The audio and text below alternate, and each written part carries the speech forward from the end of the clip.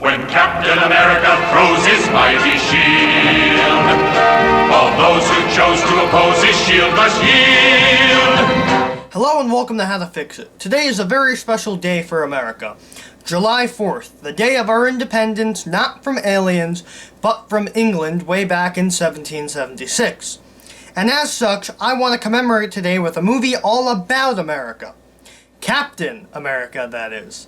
Now, I was going to look at the Red Brown Captain America movie, but I decided against it because I didn't want to rip off Spoonie. When has that ever stopped you before? Quiet, you!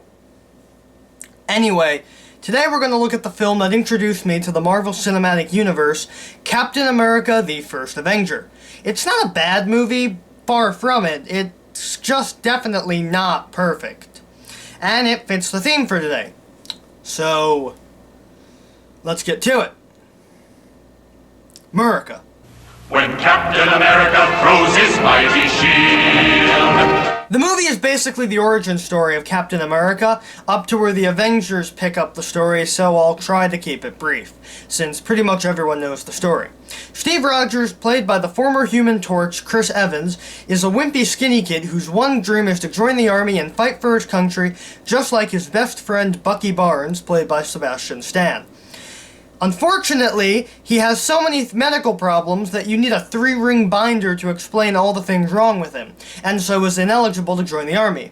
However, he is chosen for a special government project named Project Quantum Leap. Wait, that's not it. Hold on, I got my notes about secret government projects messed up. Here we are. Steve is chosen for the Super Soldier Project. There we go. And they intend to use him as a test bed for an army of super soldiers. It is there that he meets Agent Peggy Carter, played by Haley Atwell, his love interest from the comics and the single-handed greatest female character to come out of the Marvel Cinematic Universe. If you haven't, go watch Agent Carter. It's a really good show.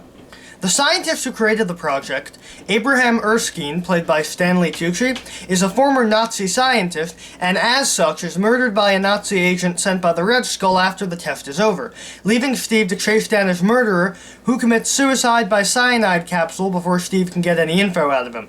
With the project pretty much dead without Erskine, the government gives Steve a promotion to captain, and he is sent out to fight for America, doing the USO shows.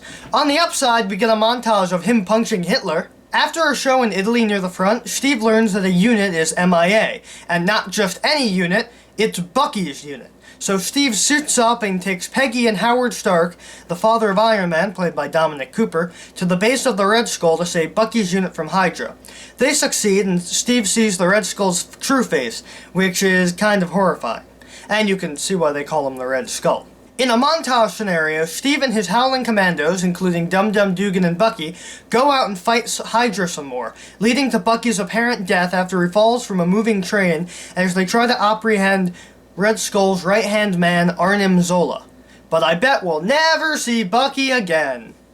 Using the info they got from Zola, who didn't kill himself via cyanide, Steve goes out to stop the Red Skull from using the Tesseract, which is an alien artifact of immense power, along with weapons of mass destruction on American soil. So Steve does the logical thing and pilots the plane into the Arctic, where he remains frozen for 70 years. In the modern day, he awakes in a hospital room full of anachronisms that seem intentional, as if they were put there to ease him into the future, and Steve escapes outside into modern-day Times Square, where Nick Fury tells Steve that he's been asleep and asks him to join the Avengers. When Captain America throws his mighty shield. Well, it's a really good movie. Now, I'm just really into the war film motif. I mean, one of my favorite movies is Robert Altman's MASH, so I'm a little biased on the subject, but it was done really well. Since with Howard Stark, the Marvel 1940s are a little more advanced, and it showed. Plus, the story is a super faithful adaptation of the source material. Unlike that Red Brown one, this one is a pretty much straight adaptation of the comics' origin with a few changes, but they aren't that noticeable. Plus, they include all the characters that are necessary, and don't bog down the movie with characters that we'll never see again after this movie. Most of the characters make appearances in either the Winter Soldier or Agent Carter, so they all have a reason to be in the movie. The soundtrack was really good, but then again, of course it was, because it was done by Alan Silvestri, who did the soundtrack of two of my favorite movies, Forrest Gump and the Back to the Future trilogy, among many other popular scores. He's probably my favorite movie composer after John Williams. When Captain America throws his mighty shield. Well, frankly, the movie is basically only there to set up Captain America's appearance in the Avengers. It does set up for Agent Carter and the Winter Soldier, but I don't think at the time they were thinking that far ahead. And I'll be completely honest, while I love the World War II stuff, the movie could have been a bit shorter. I feel like it gets a little slow at certain points. And I know the other Marvel movies are around the same runtime of about 2 hours, but I feel like this movie didn't use the runtime as well as, say, the first Iron Man or the Avengers used it. In the theater, it didn't seem as long, but anytime I watch it at home, it just feels like it's a little too slow, unlike Iron Man and the Avengers, which don't feel as slow. And it's just kind of an abrupt ending, with it just being like, he's in modern times now, so let's go straight to the Avengers. I'd have loved to see more of him trying to adjust on his own to the modern era. When Captain America throws his mighty shield. Well, personally, I'd do what they did with the first Iron Man movie.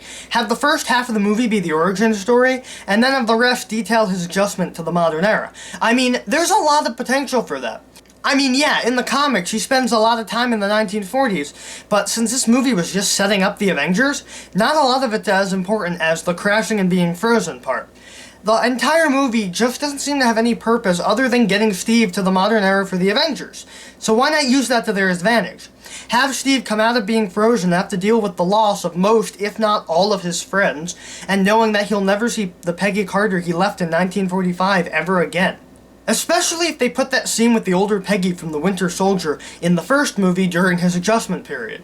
I mean, look at something like Futurama, which has a similar premise with the being frozen and having to adjust to a new future.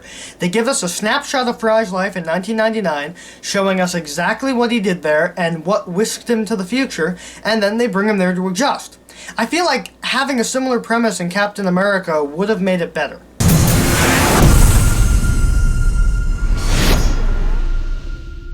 And that was Captain America the First Avenger. A pretty good movie that I really enjoy, but I think it can be a lot better. As a symbol of my country, Captain America is a pretty damn good one, and that's why he's my favorite Marvel superhero. All the actors and actresses nailed their roles, but especially Chris Evans, Haley Atwell, and Sebastian Stan.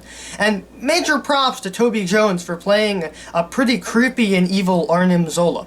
Most of the rest of the cast were good as well. I especially like Dominic Cooper's Howard Stark, even more so than I like Robert Downey Jr.'s Tony Stark. And Hugo Weaving's Red Skull is really good, although the fact that he only gets to appear in this movie is a bit of a shame. I'd take the time to watch it if you're getting into the Marvel Cinematic Universe, or just don't want to be confused when Captain America Civil War and the second season of Agent Carter come out. Anyway, that's all the time we have for today. If you'd like to see more of how to fix it, you can hit the subscribe button. And if you have any comments, complaints, or anything that you want to say about the video, you can put those in the comments section below.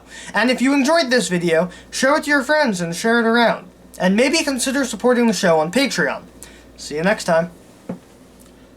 When Captain America throws his mighty shield, all those who chose to oppose his shield must yield.